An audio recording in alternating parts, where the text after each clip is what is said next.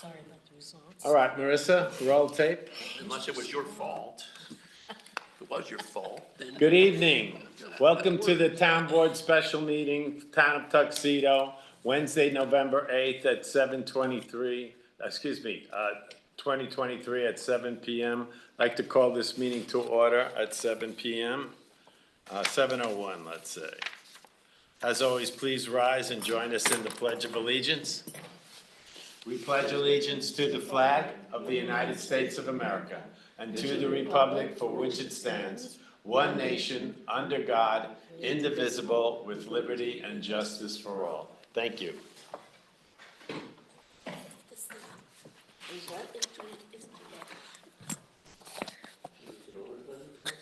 Good evening, Howard.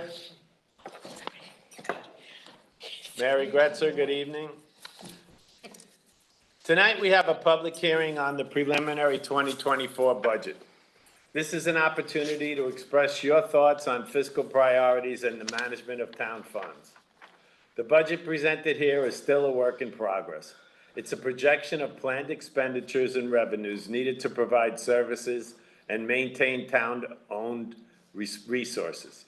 The town board will need to adopt the budget at our next meeting, Monday, November 13th.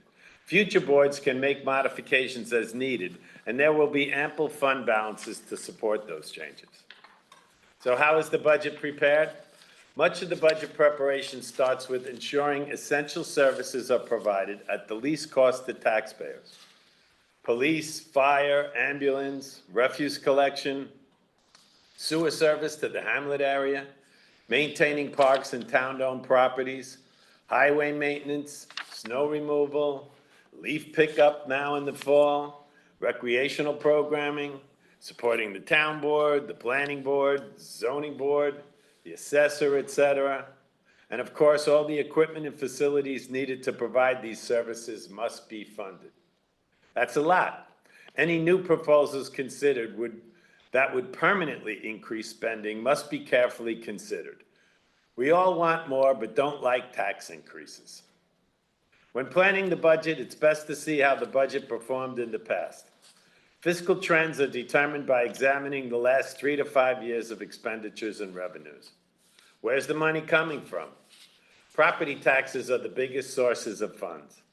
Until Tuxedo Farms residents are occupied, our property tax revenue source is relatively constant, since only a few new homes have been added recently.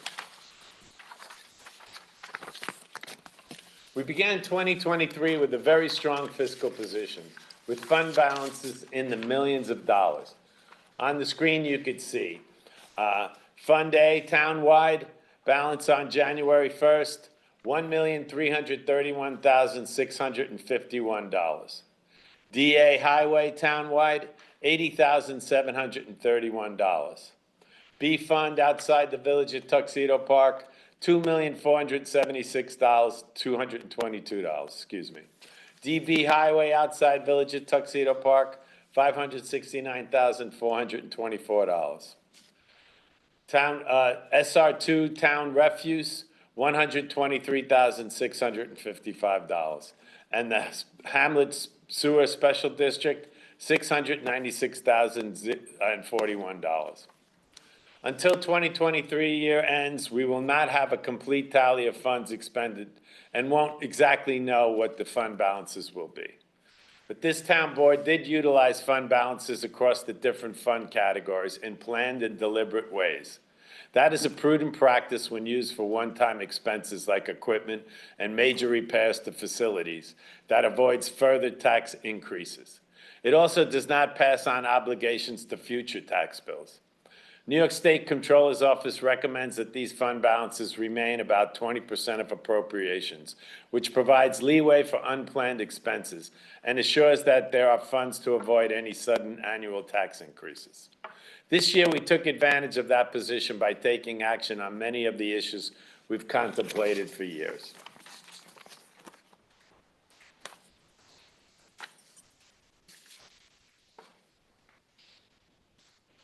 So on infrastructure and essential equipment, we restored the train station. If you haven't gone over to see it, I really think you should.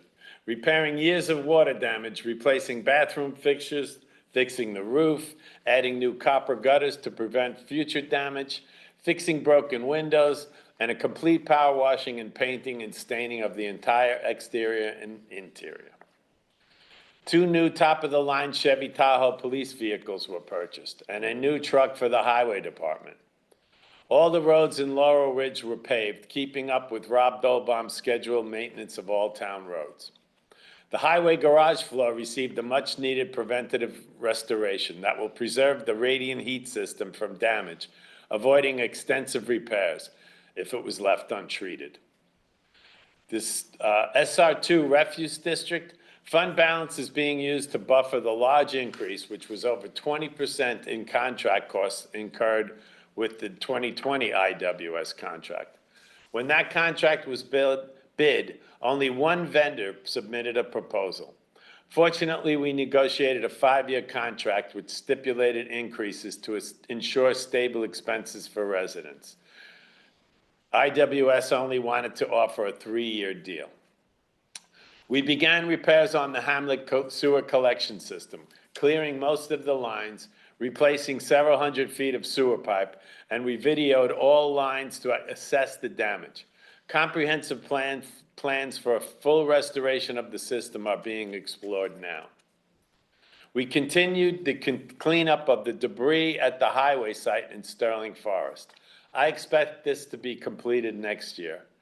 This will protect the environment, our drinking water, and avoid the potential for huge fines from the DEC. I hope that future leaders will be vigilant and never let this damage happen again. We settled a lawsuit claim brought by DiMarino Trucking, seeking more than $1.2 million of a settlement, but we settled for $350,000, a bitter pill to swallow. Most of this work and obligations were funded by planned use of our growing fund balances, which helped keep our tax levy flat for more than 2 years. Paying for these projects now relieves future town budgets from the fiscal burden of costly financing. Moving to the 2024 budget. Many of the items considered are essential and recurring expenses that are beyond the control of the town board. For example, the joint fire district tax levy of $900,890, that's set by the fire districts. We have no control over that dollar amount. Ambulance and medic services. This 2024, $788,692. We're in the final year of a 2-year contract. The 2024 budget reflects a 4% increase. We can expect a much higher expense in 2025. Tuxedo Libraries appropriation, $618,150. That's determined by annual referendum. It was approved yesterday by vote. And refuse, that's set by contract, $389,790. Again, we're in year 4 of 5 of the contract, so you can expect an increase in 2025. But we added more police, as people have requested for years. 4 experienced police officers were hired in 2023. We now have sufficient staffing to provide 24/7 police. There are 6 part-time officers, the limit allowed by the police contract. This recurring salary and benefits expense is added to the 2024 budget, not using any fund balance. This is a tax levy expense. Benefits are an expense that increases well beyond the rate of inflation every year. They are a compensation component required by contracts with our police and highway workers. The contract sets a fixed schedule for pay increases, but the expenses for benefits are set by the insurance companies and the retirement fund managers. These expenses also continue after employees retire. Health benefits are an essential component to attract qualified municipal workers in a very competitive job market. Having an experienced, knowledgeable staff in Town Hall is critical to our well-being. Staff turnover in a small municipality is detrimental to reliable essential services. Health insurance premiums rose about 10% this year. Retirement contributions even more. Fuel costs have varied, and the prices of all consumable goods have generally risen 10% or more. These mostly show up in our budget under contractual services. Most of our consultant fees are being recovered. When someone puts a project before the building department and planning board, if consultants are needed, the applicant is charged. Anything that requires more than a few $100,000 would require an escrow deposit. Related was required to put up an escrow amount to cover all consultant fees, including our legal fees. No more consulting at taxpayer expense. Local governments are expected to maintain a tax cap of 2%. Raise your hand if you're able to maintain your personal expenses below an inflation rate of 2%. I don't see anybody raising their hand, but I doubt there are any. Revenue. Below is a table that outlines where our revenues come from. We've taken advantage of rising interest rates, putting funds into interest-bearing certificates of deposit, reaping tens of thousands of dollars in no-risk investments. As the new fiscal year begins in January and the main source of revenue, property taxes, are received, the town board should invest the majority of those funds in no-risk investments that currently are yielding around 5%. The projected revenue from this would be over $300,000. This prudent fiscal management has been carried forward in the 2024 budget. So here you see a table with all different revenue sources and the expectations. The first, the tax levy, totals $7,856,104. The sales tax, that's an estimate, $550,000 based on previous year's trends. Any of these are also set at the lower end of the scale to not overinflate the expected revenues. Mortgage taxes have been running way over $100,000, but since COVID has been reduced, the sale of homes, and also because of the lack of inventory, has fell sharply. So we're going to estimate that to be around $100,000 next year. The fines and forfeitures similarly, based on trends, $525,000. Franchise agreement from Altice Cable, $64,000. Pilots, those are payment in lieu of taxes from Millennium Pipeline and the Promenade, total $26,900. We got a letter from New York State DOT highway funding, 4 different programs, totals $118,178. Estimated fees from safety inspections through the building department, $75,000. Sale of fuel, this really just offsets the expense. We sell fuel to Tuxedo Union Free School District, the Ambulance Corps, fire departments, and the Village of Tuxedo Park. They reimburse us the $117,500. Ambulance are reimbursements from insurance companies for patient transports. That's estimated to be about $50,000. And then again, the investments, we're benefiting from rising interest rates that have really improved this opportunity. We estimated that to be $300,000. Grants vary from year to year.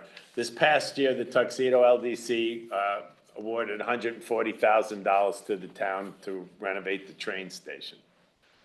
Rent from BVI Incorporated out at the Highway Department and Altice head fees totals $73,820.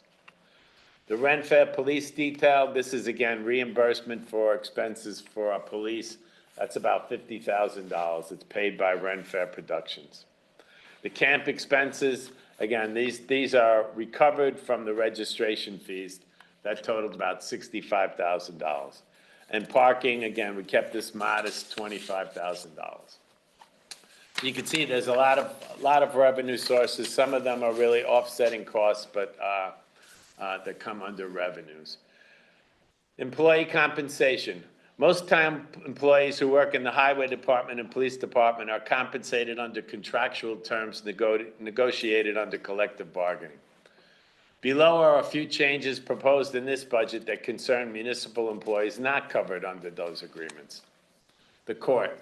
The town justices who act together as the department head for the court requested that the clerk to Justice McCatherine position become full-time, 35 hours per week.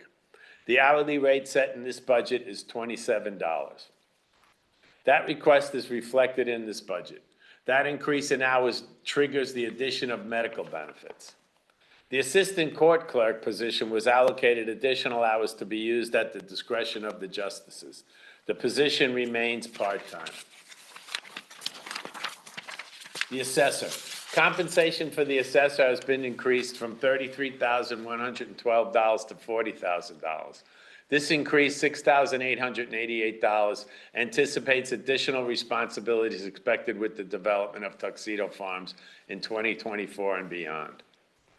Tuxedo Finance Department Supervisor's Office. This needs to be amended in the budget by $3,853 if the town board approves. Compensation for the account clerk has been increased. The incumbent, Carrie Alley, is uniquely qualified with extensive municipal accounting experience. This level of compensation is in line with her experience and assumed job duties over the last 18 months. I expect that the town will request from Orange County Human Resources a promotional bookkeeper exam that will change the title to a more appropriate description of the work required in town hall. Basic clerical position hourly rates have been standardized to an hourly rate of $24. That concludes my introduction to the public hearing. And now I would like to open the public hearing at 7:17 p.m.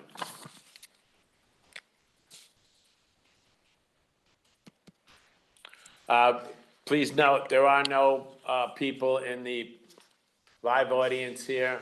So I see we have a few people online. If you have any comment, please unmute yourself, identify yourself, where you live, and we look forward to hearing you.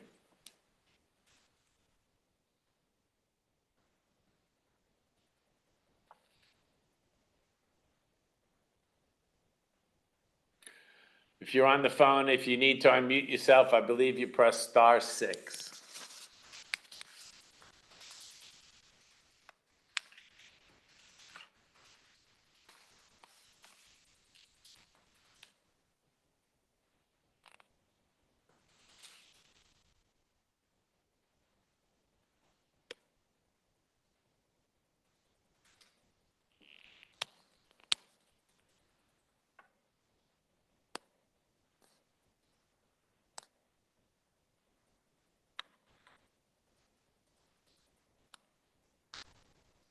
Going once, and going twice.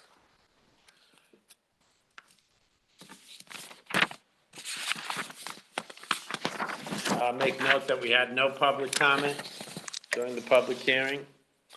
I'm going to make a motion, ask for a second, that all persons desiring to be heard, having been heard, the public hearing regarding the 2024 preliminary town budget be closed at 7:19 p.m. Do I have a second? I'll second that. Seconded by Maria. All in favor? Aye. Aye. That concludes the public hearing. I'm going to make a motion to adjourn the meeting at 7:19 p.m. Do I have a second? Second. Seconded by Michelle Lindsay. All in favor? Aye. Thank you very much. Thank you, Howard.